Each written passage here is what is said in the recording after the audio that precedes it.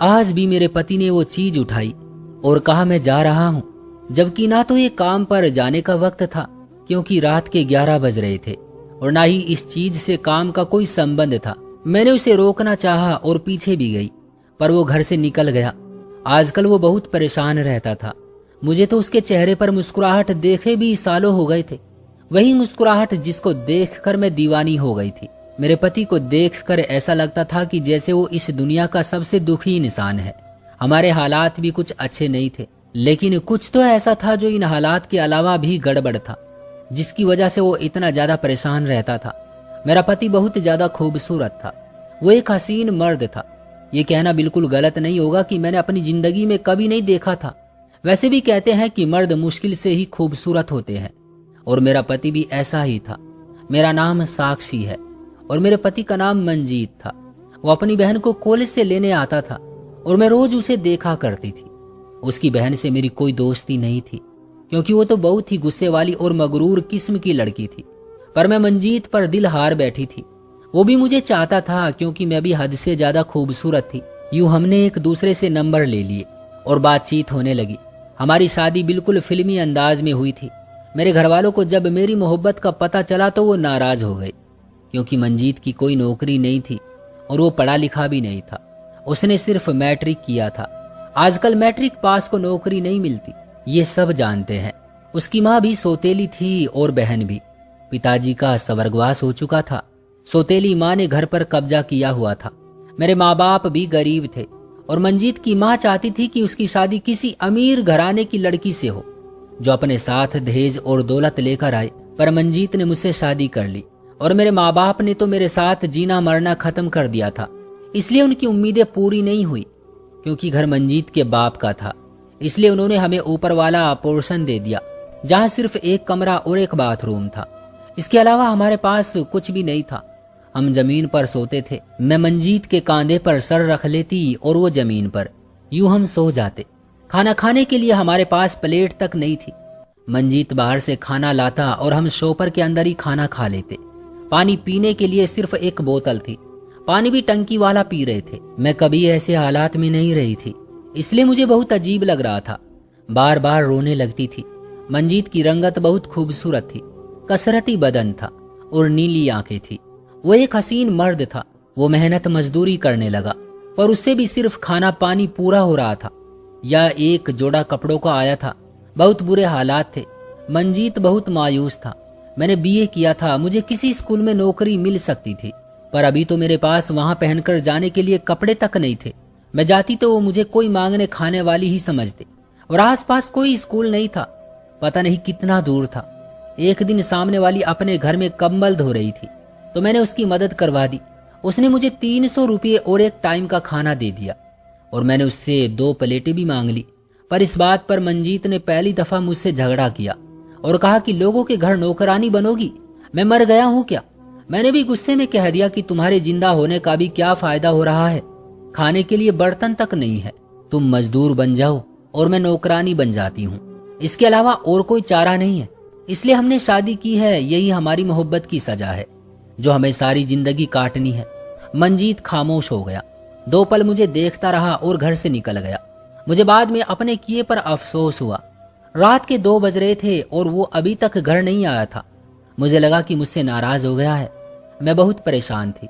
हम दोनों ने ही अपने अपने फोन बेच दिए थे। मैं उससे संपर्क भी कैसे करती। आखिर में मैंने रोना शुरू कर दिया और सुबह की रोशनी फैलने लगी। जब मंजीत घर आ गया, मैंने रोते हुए सवाल करने शुरू कर दिए कि कहाँ थे, क्यों इतनी देर हो गई, सब ठीक तो है? वो जवाब नहीं दे रहा था, बस जमीन पर लेट गया और मुझे भी बैठने का इशारा किया। मैंने माफी मांगी पर वो नाराज नहीं लग रहा था। उसने मेरे आंसू साफ किए और मेरी हथेली पर कुछ रखा, जिसको मैंने देखा तो हैरान रह गई। ये तो पूरे 8,000 रुपए थे। मैं हैरान थी। मुझे लगा किसी से उधार लिए हैं। मैंने पूछा, उसने कहा उधार नहीं है और आंखें बंद करके सो गया। मैंने दोबारा से बुलाया लेकिन उसने कोई जवाब ही नहीं दिया।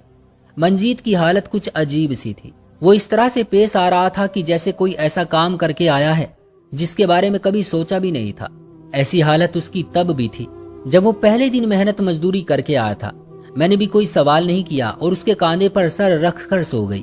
सुबह हुई तो हम लोगों ने हमारे लिए एक चारपाई खरीदी और एक बिस्तर भी खरीदा, 2-4 बर्तन और 2 सूट भी जो इस्तेमाल के लिए चाहिए थे।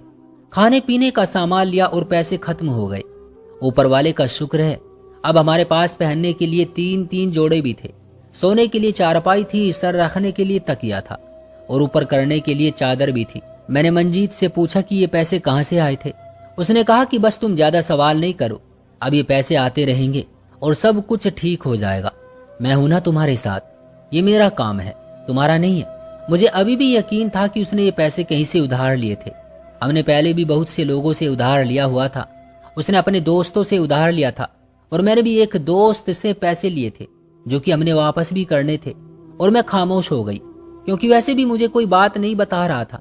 मैंने जब मंजीत के कपड़े धोए तो उसके अंदर एक जामुनी रूमाल था। मैंने कहा कि ये आपको कहाँ से मिला। वो थोड़ा परेशान हो गया और सोचकर बोला। उसने कहा कि मुझे ये पाया है, धोकर वापस मेरे कपड़ों में रख देना और बाकी जरूरत की चीजों की लिस्ट बना लो, ऐसी चीजों की जिनके बगैर बिल्कुल भी गुजारा नहीं है। आहिस्ता आहिस्ता जरूरत की चीजें ले लेंगे और इस घर को घर बनाएंगे। मैंने कहा पर ये सब करने के पैसे कहाँ से आएंगे। उसने कहा कि जहां से ये पैसे आए थे वहीं से ही आएंगे। देखो कल हम जमीन पर सो रहे थे और हमारे पास खाने के बर्तन भी नहीं थे, लेकिन आज हम चारपाई पर सो रहे हैं। मैंने कहा कि ठीक है, और उसने मुझे ये भी कहा कि किसी के घर जाकर काम करने की, किसी से भी पैसे मांगने की जरूरत नहीं है। अगर तुमने ऐसा किया तो मुझसे बुरा कोई नहीं होगा। उसने ये बात गुस्से से बोली, लेकिन मुझे बुरा नहीं लगा। मैंने कहा कि सब कुछ ठीक हो जाएगा। उसने कहा कि सब कुछ ठीक है। मैंने कहा कि अब तुम ज्यादा परेशान लग रहे हो। उसने कहा कि नहीं, मैं बिल्कुल भी परेशान नहीं हूँ। अगले दिन फिर मंजीत जामुनी रंग का वो रुमाल लेकर घर से निकल गया और जब सुबह की रोशनी फैली तो वापस आया। मैं आज फिर परेशान हो गई। उसने कहा कि मैं तुम्हें बताना भूल गया था कि मैं रोज रात को घर नहीं आया करूंगा, तुम्हें परेशान होने की जरूरत नहीं है। और उसने मुझे फिर से 10,000 रुपये दिए।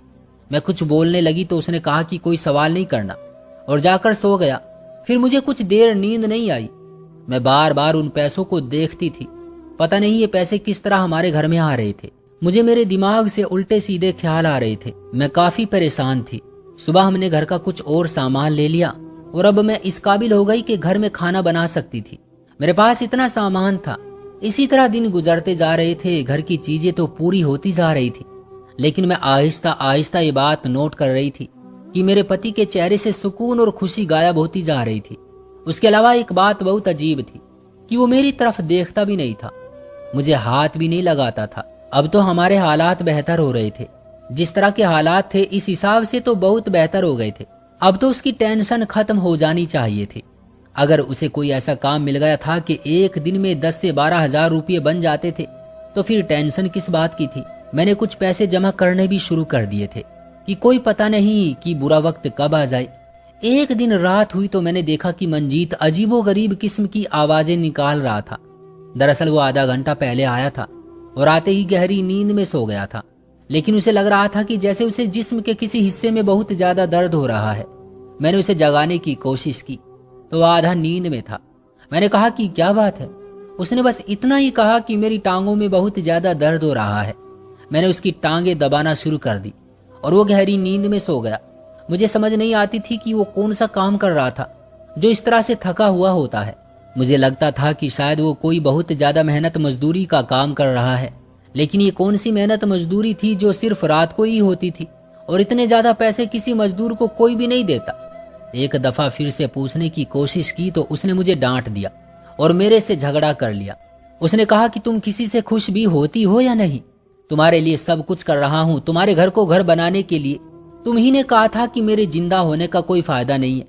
अब तुम घर बैठकर मेरे जिंदा होने के फायदे उठाओ। बार बार मुझसे सवाल क्यों करती हो। मैंने कहा कि गुस्से में इंसान कुछ भी बोलता है, इसका मतलब ये तो नहीं कि इस बात को दिल पर ले लिया जाए। पर उसका कहना था कि बस तुम मुझसे सवाल नहीं करो, सब कुछ ठीक रहेगा। मैंने कहा कि मुझसे दूर क्यों भाग रहे हैं, मेरे से क्या गलती हो गई। आपने तो मेरा हाथ पकड़ना भी छोड़ दिया है, अपने लिए दूसरी चारपाई भी ले आया था, अब तो मेरे साथ सोता भी नहीं था। इस बात पर वो खामोश हो गया और उसने कहा कि मेरा दिल नहीं करता। ये बात सुनकर मुझे बहुत ज्यादा अफसोस हुआ। हम लोग एक ही कमरे में इस तरह रह रहे थे जैसे एक दूसरे को जानते तक नहीं। मुझे तो इस बात की समझ नहीं आ रही थी कि मेरे पति को मेरे साथ क्या मसला हो गया था कि वो मेरी तरफ देखता भी नहीं था। हम लोग कोई भी प्यार मोहब्बत की बात नहीं करते थे, जबकि हमारी शादी को भी इतना वक्त नहीं हुआ था। जिस तरह हमने एक दूसरे को हासिल किया था और जिस तरह हम लोग एक दूसरे के लिए पागल थे, क्या उसका इतना भी हक नहीं था कि हम एक दूसरे से अच्छे तरीके से बात ही कर लेते? लेकिन मेरे पति ने तो मुझे ऐसे रद्द कर दिया था जैसे उसके दिल से मेरी सारी मोहब्बत ही निकल गई हो। रात को कुछ ज्यादा ही अजीब हुआ। मैंने अपने पति को रोते हुए सुना। वो अपनी चारपाई पर मुझसे मुंह मोड़े सो रहा था और आहिस्ता आहिस्ता रो रहा था। मुझे पहले लगा कि शायद मेरा वहम है, लेकिन वो वाकई रो रहा था। कोई मर्द इस तरह से नहीं रोता। एक मर्द बहुत ज्यादा मुश्किल से रोता है। वो तो ऐसे रो रहा था कि जैसे उसे किसी बात का अफसोस हो रहा था। मैंने उससे नहीं पूछा क्योंकि मुझसे छुपकर रो रहा था। मैंने सुबह उससे पूछा कि क्या रात को आप रो रहे थे? तो उसने कहा कि शायद मैं नींद में रो रहा था, क्योंकि मैंने अपनी माँ को ख्वाब में देखा था। इस घर में रोज पैसे आ रहे थे और चीजें भी आ रही थी। एक दिन हम लोग बाजार से वापस आ रहे थे जब मेरी सौतेली सास ने हमें देख लिया और कहा कि तुम लोग बड़े नोट छाप रहे हो, कहीं अपनी खूबसूरत पत्नी से काम तो नहीं करवा रहे। मंजीत को बहुत ज्यादा गुस्सा आता था और अपनी सौतेली माँ की हरकतों पर तो बहुत ही ज्यादा गुस्सा होता था। उन्होंने हमारे साथ कितना बुरा किया हुआ था। ये घर भी मंजीत का था और कारोबार भी, लेकिन उन्होंने इस पर कब्जा किया हुआ था और अपनी तरफ से रिश्तेदारों को अपने साथ मिलाया हुआ था। अगर मंजीत उनके खिलाफ कोई भी कदम उठाने की कोशिश करता तो वो यही कहती थी कि हम दोनों अकेली औरतें हैं और ये हम पर जुल्म करना चाहता है, हमें सड़क पर फेंकना चाहता है। हम क्या करेंगे? सारे रिश्तेदार और मोहल्ले वाले भी उन्हीं की साइड लेते थे और कहते थे, क्या तुम्हें शर्म नहीं आती कि बाप मर गया है और अपनी माँ और बहन के साथ इस तरह से पेश आते हो? मंजीत ने सब कुछ उस ईश्वर पर छोड़ दिया था। उसने कहा, जो करना है इनको कर लेने दो, जो मेरे नसीब में होगा वो मुझे मिल जाएगा। उसने आज अपनी माँ को जवाब ही नहीं दिया। मेरा हाथ पकड़कर ऊपर आ गया। हमारे घर की तरफ आने का रास्ता भी अलग था। एक दिन मैं खुद ही जाकर मंजीत के पास बैठ गई। मैंने उसका हाथ पकड़ा और उसके हाथ को अपनी आंखों से लगा लिया। मैं उसको गले लगाना चाहती थी, उससे कोई प्यार मोहब्बत की बात करना चाहती थी। जब उसने मुझे पीछे कर दिया, उसने बाकायदा मुझे धक्का दिया था, जबकि हमारी कोई लड़ाई भी नहीं हुई थी और ऐसी कोई बात भी नहीं हुई थी। अब मुझे गुस्सा आ गया और मेरा सब्र जवाब दे गया था। मैंने कहा कि क्या गलती कर दी है मैंने कहा, क्या मैंने आपसे कोई बेवफाई कर दी है जो आप मेरे से इस तरह दूर भाग रहे हैं, जैसे आपको मेरे तन से बदबू आ रही है? उसने कहा कि मुझे तुम्हारे तन से बदबू नहीं आ रही, लेकिन क्या तुम्हें मेरे तन से बदबू नहीं आती है? मैंने कहा कि क्या मतलब, क्या हो गया है आपको? ऐसा क्यों होगा? आप ये किस किस्म की बात कर रहे हैं? उन्होंने कहा कि तुम्हें अजीब नहीं लगता? मेरी आंखों में देखो, क्या तुमको अपना चेहरा नजर आ रहा है? मैंने कहा कि मुझे आपकी आंखों में अपना ही चेहरा नजर आता है, और किसका चेहरा नजर आएगा? मंजीत ने कहा कि अगर किसी दिन तुम्हें पता चले कि मैंने कोई बहुत बड़ी गलती कर दी तो क्या तुम मुझे माफ कर दोगी? मैंने कहा कि कौन सी गलती हुई है आपसे? इस तरह की बातें करके मुझे डराए नहीं, मुझे बताए क्या बात है। आपकी पत्नी हूं ना, आपको मुझे हर बात बतानी चाहिए। उसने कहा, तुम मेरी पत्नी हो, मुझे तुम्हें हर बात बतानी चाहिए। तुम तो मेरे दुख सुख की साथी हो, लेकिन मैं कोई बात नहीं बता सकता। सुबह हुई तो मैंने देखा कि मंजीत बेहोश पड़ा था। मैं बहुत ज्यादा परेशान हो गई और जल्दी जल्दी रिक्शा लेकर आई। उनको डॉक्टर के पास ले गई। डॉक्टर ने भी यही कहा कि उन्होंने बहुत ज्यादा टेंशन ली हुई है, किसी वजह से परेशान है और बहुत ज्यादा कमजोर भी हो गए। इनके खाने पीने का ख्याल रखें।